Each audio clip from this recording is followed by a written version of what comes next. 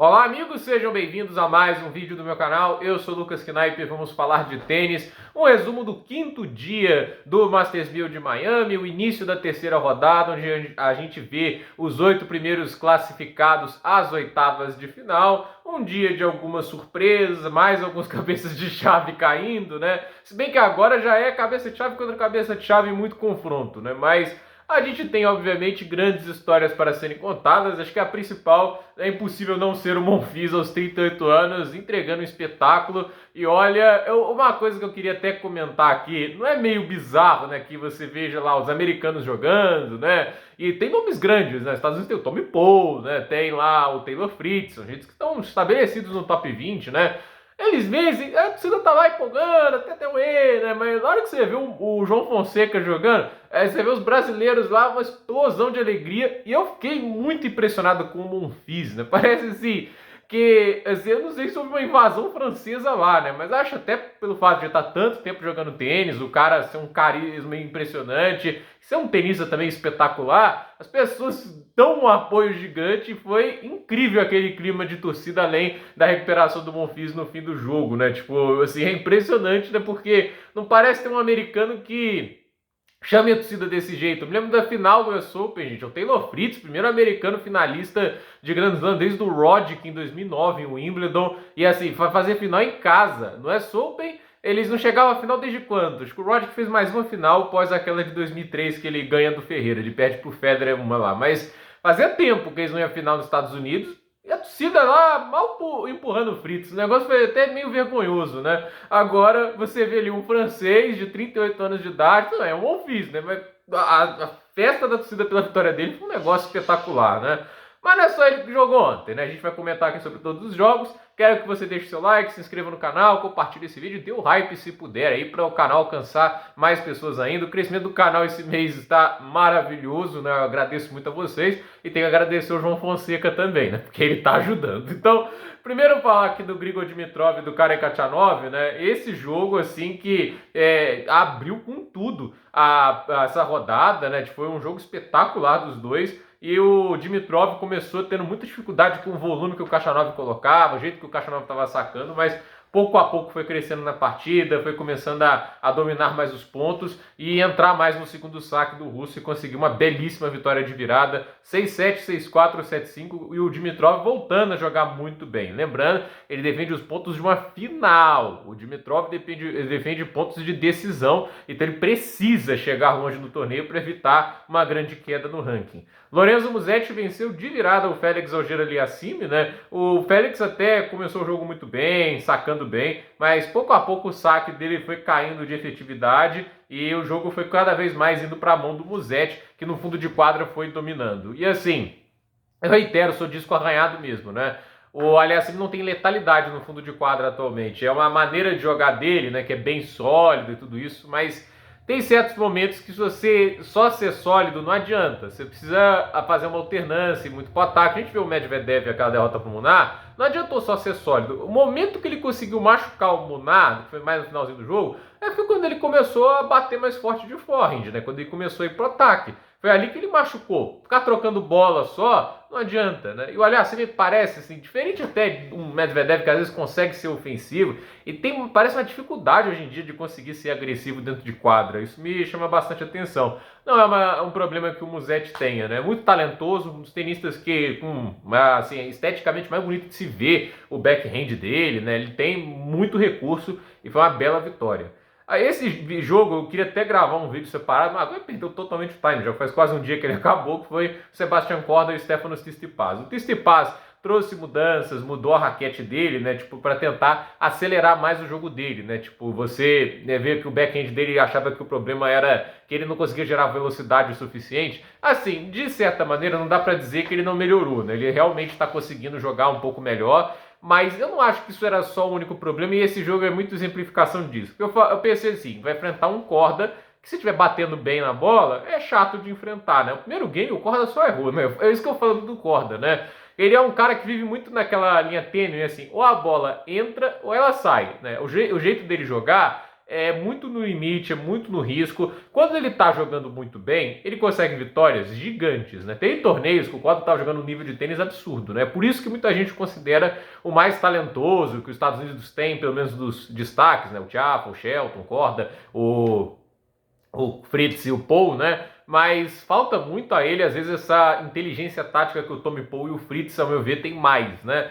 Principalmente o Paul, em termos de inteligência. Acho que o Fritz tem mais recurso técnico que o Paul, por exemplo. Mas fato é que, assim, ele é um cara que faria algo que machuca o Tsitsipas, cortar tempo de reação. O Corda não é um cara que vai esperar muito para ir para cima. E mais do que isso, o Sebastian Corda é um cara que tem noção muito grande, né, dos problemas do Tsitsipas. E o backhand do Tsitsipas, para mim, o problema não é ele não gerar velocidade. Eu não acho que esse é o problema.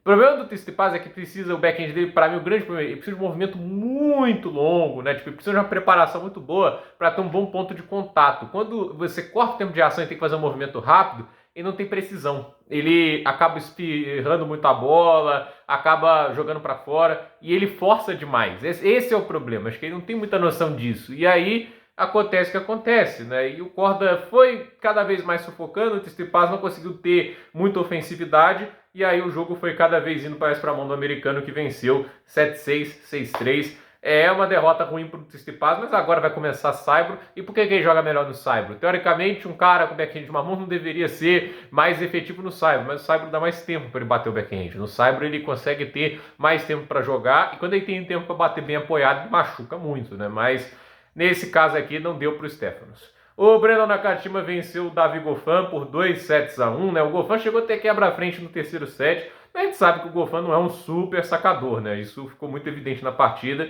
É aquele jogo assim, Nakashima quase venceu em 2-0, só que o Goffin conseguiu levar o tie-break no segundo set, devolver a quebra e que acabou no tie-break jogando bem, fazendo um 7-5, mas no contexto geral é aquele jogo. Nakashima, qual que foi a grande diferença em relação ao Alcaraz? Eu acho que ele teve mais paciência para definir os pontos. Eu acho que ele soube ali taticamente melhor o que fazer, não tentar ganhar só pelo volume, né? E assim, o Nakashima é um tenista que oscila de muito, né? Mas é o cara que ainda não se firmou com aquele talento que ele prometia para o tênis americano. Mas vai aproveitando a oportunidade, né? Tipo, se fosse o Alcaraz, acho que dificilmente ele teria muita chance, porque o Alcaraz dá pouco tempo para ele jogar, né? Ia ter aquele volume de jogo absurdo, né? O Goffin, ele é um tenista que não é um cara muito forte fisicamente, não é um cara que gera muita potência, ele se aproveita muito disso, né? Tipo, do adversário que bate forte na bola, ele usa a potência do adversário a seu favor, mas fato é que, assim, o Nakashima foi lá e venceu 6-3, 6-7, 6-3. O Novak Djokovic venceu o Hugo Carabelli por 2-0, 6-1, 7-6.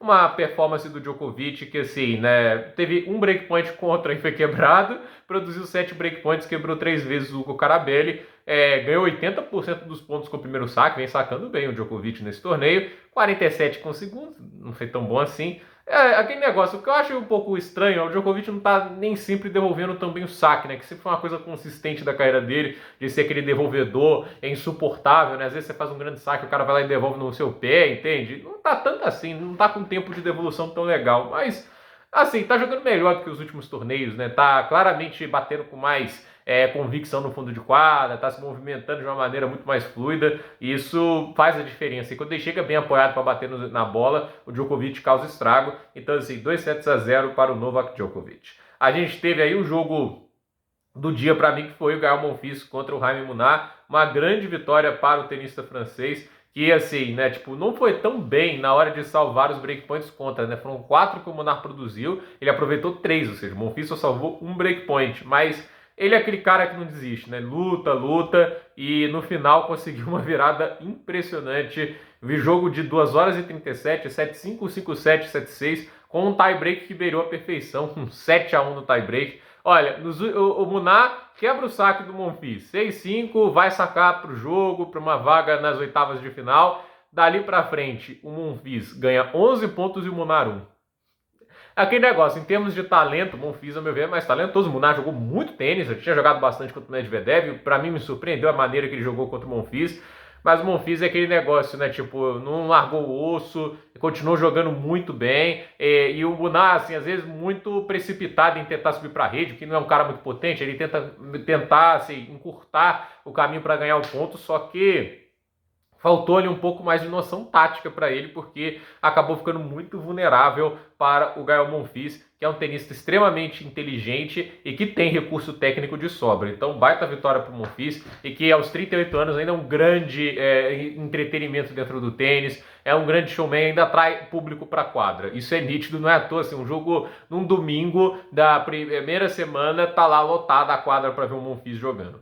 O Casper Ruud venceu o Alejandro Tabilo por 2-0. A gente tá falando um pouco do Ruud, olha o torneio que ele tá fazendo. E assim, sacou muito bem, 11 aces, 87% dos pontos com o primeiro saque. Isso é uma coisa do Ruud que é difícil de entender. Tem dias que o Ruud tá sacando uma barbaridade, né? Eu me lembro da semifinal de Roland Garros, que ele venceu o Cilic, né? Ele teve mais aces que o Cilic no jogo, né? O que ele sacou naquele jogo foi um negócio bizarro, né? Mas aquela performance de saque pertenceu só ao jogo contra o Cilic, porque ele chegou contra o Nadal e não fez nada disso. Tudo bem, o Nadal fica muito mais atrás, né? Devolve mais, né? Mas ainda assim, é assustador o que aconteceu naquele jogo contra o Cilic, o quanto que ele sacou bem. E nesse jogo aqui, sacando muito bem. Ele, no segundo saque, 74% dos pontos, dominou o jogo no fundo de quadra. O Alejandro Tabilo é um bom tenista, mas ainda falta algumas coisas e um pouco mais de consistência, né? Eu acho que ele tem condição de jogar bem quadradura, acho que ele bate reto na bola, ele tem os recursos, mas ainda falta mais consistência e regularidade, talvez uma construção de ponto um pouco mais apurada.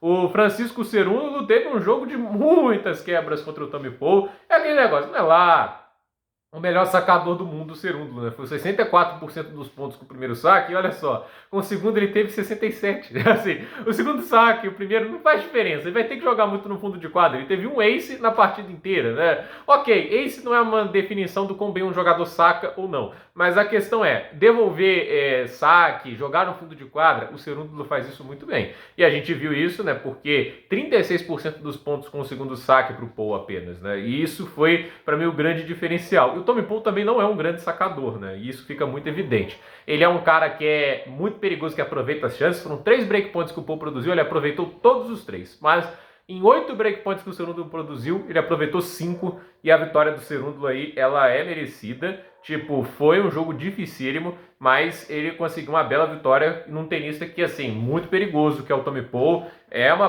vitória para mostrar força para o Cerúndolo na quadradura, porque Miami é um pouco mais rápido que Indian Wells, mas ele mantém aí um bom padrão de qualidade. Os jogos que teremos hoje são o Walton, tenista australiano, e o Wong. Um deles está lá, o Coleman Wong de Hong Kong, né? Um deles estará nas oitavas de final. O Reilly Opelka vai enfrentar o Thomas Mahat. A gente vai ter o Alexander Zverev contra o Jordan Thompson. O Roman Safin vai enfrentar o Jakub Menzik.